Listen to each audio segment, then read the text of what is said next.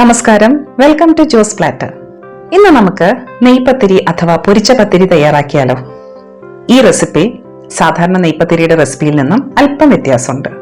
എളുപ്പത്തിൽ തയ്യാറാക്കാൻ പറ്റിയ നല്ല ടേസ്റ്റി ആയിട്ടുള്ള ഒരു പത്തിരിയാണിത്. അപ്പൊ നമുക്ക് റെസിപ്പി കണ്ടാലോ? നമ്മൾ ഈ പത്തിരി അരിപ്പൊടി ഉപയോഗിച്ചിട്ടാണ് തയ്യാറാക്കിയെടുക്കുന്നത്.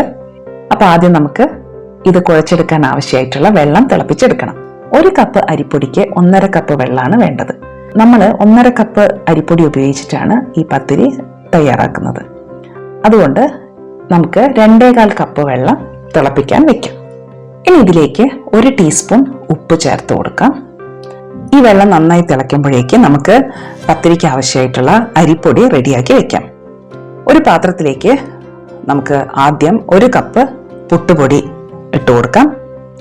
ഇനി ഇതിലേക്ക് 1/2 കപ്പ് നേരിയ പൊടി, അതായത് പത്തിരിപ്പൊടി അല്ലെങ്കിൽ ഇടിയപ്പം പൊടി ചേർത്ത് കൊടുക്കാം. ഇത് നന്നായി ഒന്ന് മിക്സ് ചെയ്ത് കൊടുക്കാം. ഇതാ നമ്മളുടെ വെള്ളം നന്നായി തിളയ്ക്കുന്നുണ്ട്. ഇതിനി നമുക്ക് അരിപ്പൊടിയിലേക്ക് കുറേശ്ശെയായി ചേർത്ത് കൊടുക്കാം. ഓരോ പൊടി അനുസരിച്ച് നമ്മൾ ചേർക്കുന്ന വെള്ളത്തിന്റെ അളവ് 2-3 ടേബിൾ സ്പൂൺ കൂട്ടുകയോ കുറയ്ക്കുകയോ വേണ്ടി വരും കേട്ടോ.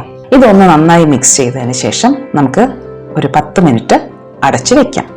10 മിനിറ്റിന് ശേഷം നമുക്ക് ഇതിലേക്ക് 1 കപ്പ് ചിരകിയ തേങ്ങയും പിന്നെ 1.5 ടീസ്പൂൺ ജീരകവും കൂടെ ചേർത്ത് കൊടുക്കാം. ഇനി ഇത് നന്നായി ഒന്ന് കുഴച്ചെടുക്കണം. മാവിങ്ങനെ കുഴച്ചെടുക്കുന്ന സമയത്ത് ചിലപ്പോൾ നമ്മളുടെ കൈക്ക് കുറേശ്ശെ ചൂട് തോന്നാം. പിന്നെ ഈ മാവ് കയ്യിൽ ഒട്ടിപ്പിടിച്ചൊന്നും വരാം.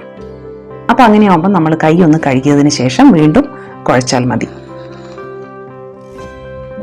ഈ മാവ് നല്ല സോഫ്റ്റ് ആവുന്നത് വരെ കുഴക്കണം കേട്ടോ. ഇത് നമ്മളുടെ മാവ് ഇപ്പം റെഡി ആയിട്ടുണ്ട്.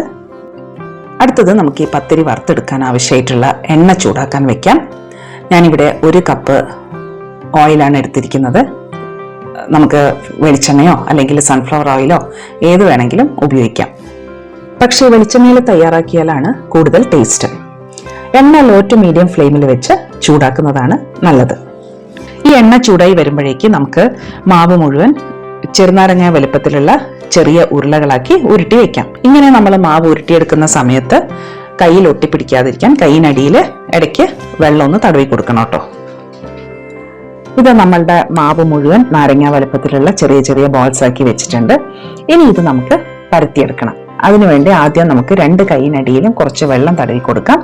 അതിനുശേഷം ഓരോ ബോൾ എടുത്ത് ഒരു കൈയിനടിയിൽ വെച്ച് മറ്റേ കൈ കൊണ്ട് പ്രസ് ചെയ്ത് ഷേപ്പ് ചെയ്തെടുക്കാം.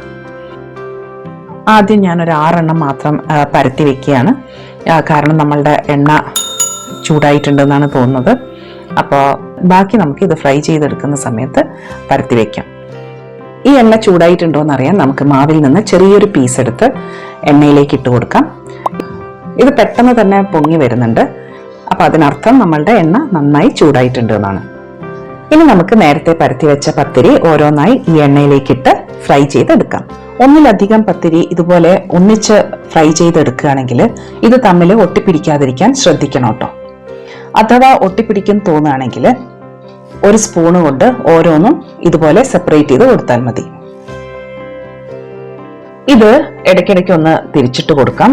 എന്നാലേ 2 സൈഡും നന്നായി കുക്കായി കിട്ടുള്ളൂ. ഇത് നമ്മളുടെ പത്തിരിയുടെ കളറൊക്കെ മാറി നല്ല ഗോൾഡൻ കളറായിട്ടുണ്ട്. ഈ ഒരു സമയത്ത് ഇത് നമുക്ക് എണ്ണയിൽ നിന്ന് എടുത്ത് മാറ്റാം. ഇതേ രീതിയിൽ നമുക്ക് ബാക്കിയുള്ള പത്തിരി കൂടെ ഫ്രൈ ചെയ്തെടുക്കാം. ഇങ്ങനെ ഓരോ ബാച്ച് പത്തിരിയും ഫ്രൈ ആവുന്ന സമയത്ത് നമ്മൾ നേരത്തെ ഉരുട്ടി വെച്ചിരിക്കുന്ന മാവ് ഓരോന്നായി എടുത്ത് പരത്തി റെഡിയാക്കി വെക്കാം. ഇത് നമ്മളുടെ നെയ്പത്തിരി അഥവാ പൊരിച്ച പത്തിരി റെഡി ആയിട്ടുണ്ട്. ഈ ഒരു അളവിൽ നിന്ന് 27 പത്തിരിയാണ് കിട്ടിയിട്ടുള്ളത്. ഇത് നോക്കൂ, ഇതിന്റെ പുറംഭാഗം നല്ല ക്രിസ്പിയാണ്, പക്ഷെ ഉള്ളിൽ നല്ല സോഫ്റ്റുമാണ്. ഇത് കറിയൊന്നും ഇല്ലാതെ വെറുതെ കഴിക്കാനും നല്ല ടേസ്റ്റാണ്. അതുകൊണ്ട് തന്നെ ഇത് കുട്ടികൾക്കൊക്കെ നല്ല ഇഷ്ടാവും. അവർക്ക് ഈവനിങ് സ്നാക്കായിട്ട് കൊടുക്കാൻ പറ്റിയ നല്ലൊരു ഡിഷാണിത്. ഇത് സ്നാക്കായിട്ട് മാത്രമല്ല, ബ്രേക്ക്ഫാസ്റ്റിനും ഡിന്നറിനും ഒക്കെ കഴിക്കാൻ പറ്റും. ഈ പത്തിരി വെജ് കറിയുടെ കൂടെയും നോൺ വെജ് കറിയുടെ കൂടെ ഒക്കെ കഴിക്കാൻ പറ്റും കേട്ടോ. ഈ റെസിപ്പി എല്ലാവരും ഒന്ന് ട്രൈ ചെയ്ത് നോക്കണം. എന്നിട്ട് നിങ്ങളുടെ ഫീഡ്ബാക്ക് തരാനും മറക്കരുതേ. അപ്പൊ നമുക്ക് മറ്റൊരു വീഡിയോയുമായിട്ട് വീണ്ടും കാണാം. Till then bye. Thank you.